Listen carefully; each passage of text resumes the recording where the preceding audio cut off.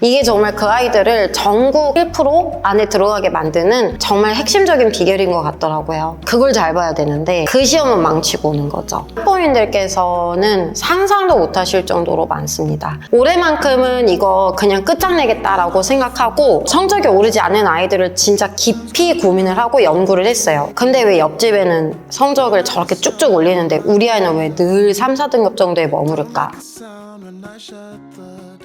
안녕하세요. 소설 쓰는 논술 강사 영쌤입니다. 저는 북튜버 홍쌤입니다. 이런 생각하는 분들 계실 거예요. 학원비로 한 달에 몇백만 원씩 쓰니까 우리는 당연히 성적이 오를 것이다. 문제 없을 것이다. 그 생각 오늘 깨드리려고 합니다. 이제 수능을 얼마 앞두지 않고 있는 시점인데요. 제가 가르치는 학생들을 봐도 어떤 학생은 지금 이 순간까지도 매일매일 조금씩 실력이 느는데 반해 실력이 늘지 않은 학생은 늘 정체돼 있어요. 제가 보통 대학을 보낼 때까지 아이들을 평균 1년에서 길게는 3, 4년까지도 한 학생을 지도하는 편이거든요. 어떤 학생은 그동안 굉장히 눈부신 발전을 이루는 반면 어떤 학생들은 아무리 가르치고 아무리 그 학생도 많은 학원을 다녀도 성적이 늘지 않는가에 대해서 제가 이제 입시 경력 거의 20년째잖아요. 올해만큼은 이 문제를 끝장내보겠다라는 마음으로 고민을 하고 또 했는데 그 결과 공통점을 세 가지 찾았습니다.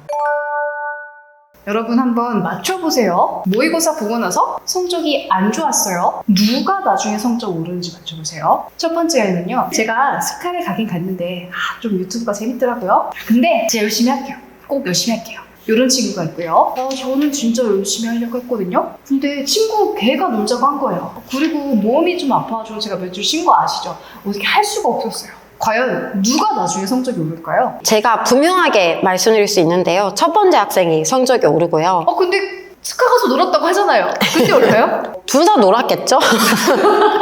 둘 다 놀았을 거예요. 왜냐하면 성적이 안 올랐다는 거는 아이들이 아무리 다양한 이야기를 해도 결국은 절대적인 공부량이 부족했을 때 성적이 오르지 않더라고요. 첫 번째 학생이 두 번째 학생과 다른 게 뭔 줄 아세요, 홍쌤? 솔직한 거? 맞습니다. 20년간의 경력을 토대로 해서 많은 아이들의 경우의 수가 제 머리에 이제 입력이 됐잖아요. 올해만큼은 이거 그냥 끝장내겠다라고 생각하고 성적이 오르지 않은 아이들을 진짜 깊이 고민을 하고 연구를 했어요. 앞으로는 절대 그런 아이들을 만들고 싶지 않아졌거든요. 솔직하지 못한 아이들은 다시 말하자면 핑계대는 거를 굉장히 습관하고 있는 학생들이기도 합니다. 이런 학생들 제가 지금부터 한번 설명드려 볼 테니까 혹시 우리 자녀도 이런 특징이 있지는 않은가 한번 생각해 보시길 바라겠습니다. 첫째는 이런 친구들이 일단 친구 핑계 많이 듭니다. 아까 홍쌤께서 사례로 드신 것에서도 살짝 스쳐 지나갔는데 나는 하려고 했는데 친구가 자꾸 방해했다. 친구가 자꾸 뭐 콘서트 보러 가자고 했다. 혹은 나와봐. 내 얘기 좀 들어줘.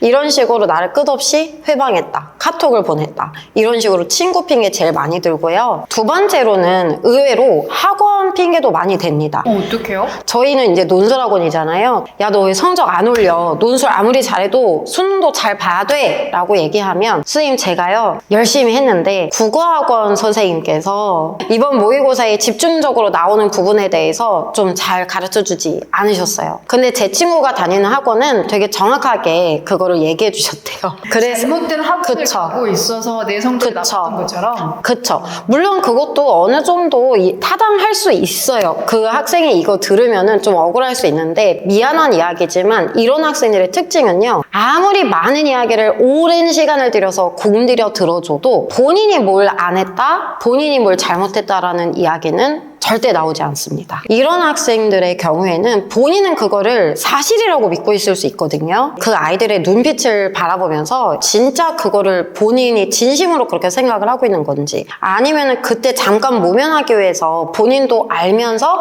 거짓말을 하고 있는 건지 유심히 관찰을 해봤어요. 근데 더 안타까운 거는 이 친구들은 이게 너무 어릴 때부터 습관이 돼가지고 그거를 다 사실이라고 생각하는 거예요. 그러니까 나는 열심히 하려고 했는데 진짜 남 때문에 못했다라고 생각을 하는 건데 제가 너무 안타까워가지고 왜 성적이 오르지 않는 학생들은 항상 이렇게 남 탓하는 습관이 생겼을까? 그 근본 원인을 알아야 해결을 할 수 있잖아요. 그쵸. 진짜 제가 고통을 느낄 때까지 고민을 했는데 이유를 찾았습니다. 뭐예요? 내 잘못을 남 앞에서 특히 말로 인정하는 거는 누구나 수치스럽기도 하고요. 무엇보다 고통스럽거든요. 이건 어른들도 마찬가지일 거라고 생각을 해요. 내가 내 일을 망쳤다. 누구도 아닌 내가. 이걸 인정하는 거는 누구나 굉장히 힘든 일이죠. 그렇지만 학부모님뿐 아니라 학생들에게도 꼭 해주고 싶은 얘기가 그렇게 잘못을 고통을 느끼면서도 인정하는 순간 없이는 결코 발전할 수 없다는 거 이번 기회에 꼭 이야기해주고 싶습니다. 왜냐하면 다 잘했으면 좋겠거든요.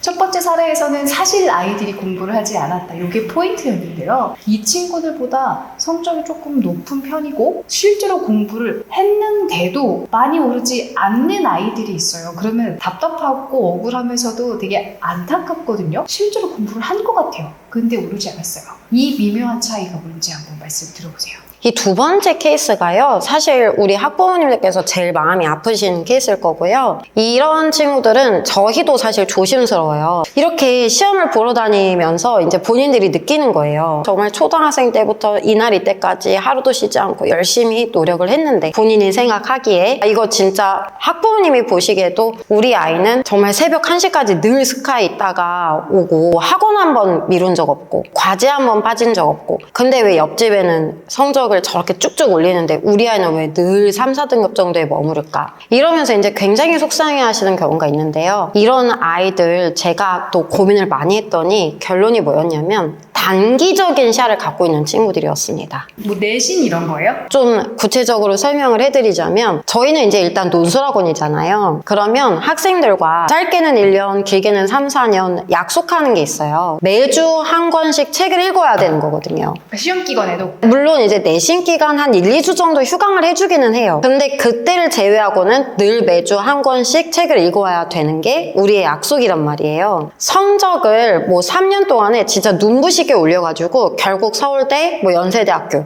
요즘 학생들한테 가장 학생들이 가고 싶어하는 학교들이죠. 그런 학생들의 특징은 아무리 그 주위에 무슨 일이 있어도 약속을 지킵니다. 다른 뭐 숙제 같은 거 한다고 책 읽는 거를 안 한다 이런 게 없어요? 네. 그러니까 되게 무서운 아이들이에요. 그 친구들은 그게 몸에 배 있거든요. 예를 들어 고등학교 국어선생님께서 뭐 이런 수행평가를 내주셨다 하면 아무리 노력해도 성적이 안 오르는 학생들, 그러니까 단기적 시야에, 그러니까 터널 시야라고 저희가 표현하기도 하거든요. 매몰되어 있는 친구들은 선생님 이번 주에 수행평가가 급해가지고요. 이번 주엔 제가 책을 좀 덜 읽었어요. 다음엔 더 열심히 읽어올게요.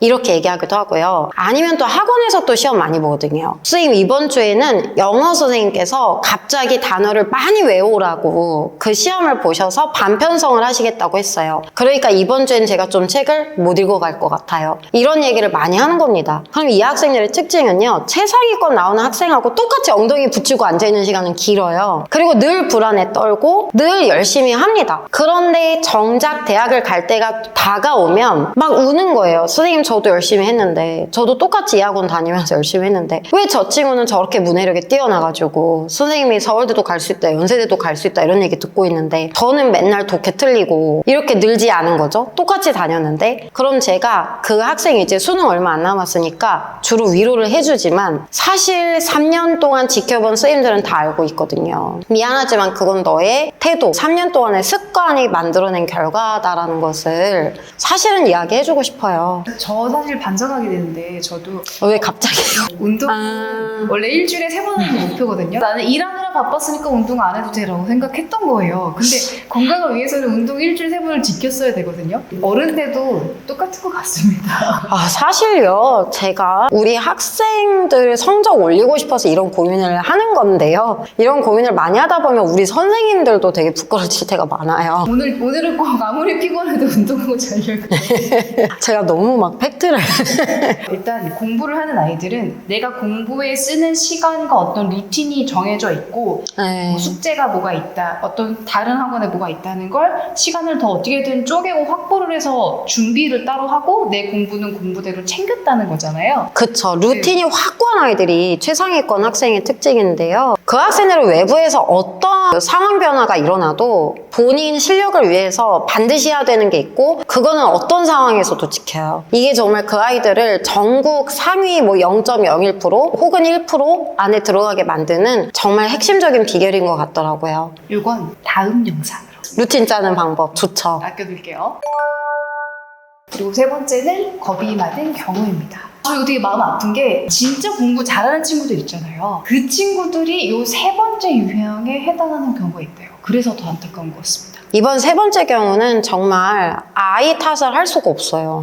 첫 번째는 남 탓하는 친구들이니까 이 친구들은 분명히 본인이 반성을 해야 될 거고요. 두 번째는 단기적인 시야를 갖고 있는 아이들인데 본인들이 잘 인지하지 못하고 있었을 수 있으니까 한번 돌아봐야 되는 건데요. 이 마지막 경우는 부족할 게 하나도 없는데도 해당할 수가 있습니다. 그러니까 예를 들면 고3들이 3월, 6월, 9월에 모의고사를 봐요. 이때 다 5, 1등급이 나오는 아이들이 있거든요. 근데 이상하게 수능 시험 가서 뭐 국어 시험이 3등급 나왔다더라. 막 그죠 그러면 하늘이 무너지는 일이죠. 그리고 중학생들 같은 경우에도 이런 아이들 있을 거거든요. 우리 아이는 늘 열심히 공부하고 학원에서도 평가를 보면 되게 우수한 거예요. 그런데 이상하게 학교 중간고사, 기말고사 그걸 잘 봐야 되는데 그 시험은 망치고 오는 거죠. 즉 결정력이 떨어지는 학생들이 있어요. 큰 시험을 못 보는 학생들. 이런 학생들 같은 경우는 결국 멘탈 문제입니다. 악기 연주 이런 콘테스트 나가도 너무 잘하는데 콩쿨 나가면 잘 못하는 친구들도 있을 거 아니에요. 사실 되게 많아요.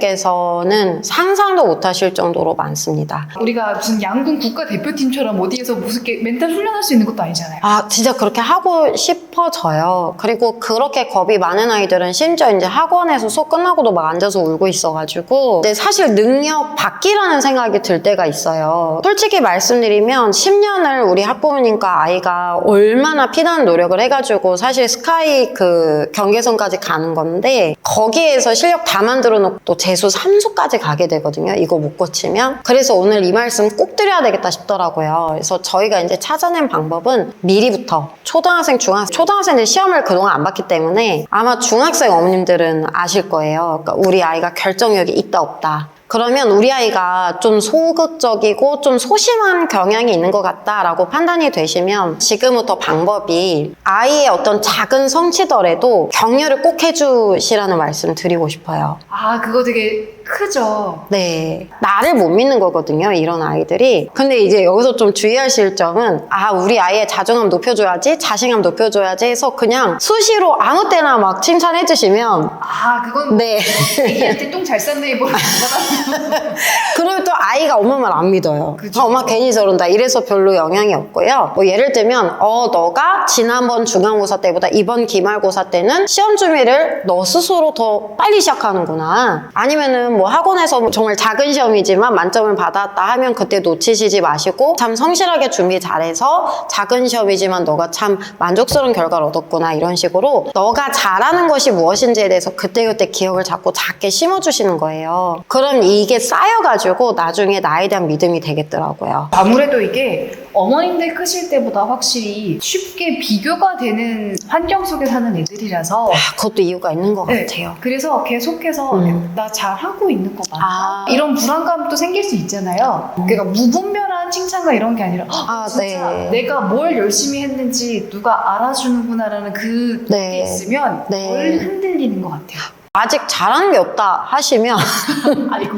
뭐 적어도 친구를 도와줬다라든지 뭐 아니면 뭐 엄마를 도와줬다든지 이런 거라도 너는 그런 사람이야 라는 게 좀 필요한 것 같고요. 입시 앞두고는 너무 늦어요. 맞아요. 그게 고치기가 힘들어요. 미리부터 좀 신경 써주셨으면 나중에 큰 힘이 되실 거라고 제가 확신드릴 수 있습니다. 물론 이렇게 말을 해주시는 것도 좋은데 조금 더 작고 구체적이지만 좀 행동으로 바꿀 수 있는 게 없을까 생각하신다면 다이어리를 한번 써보세요.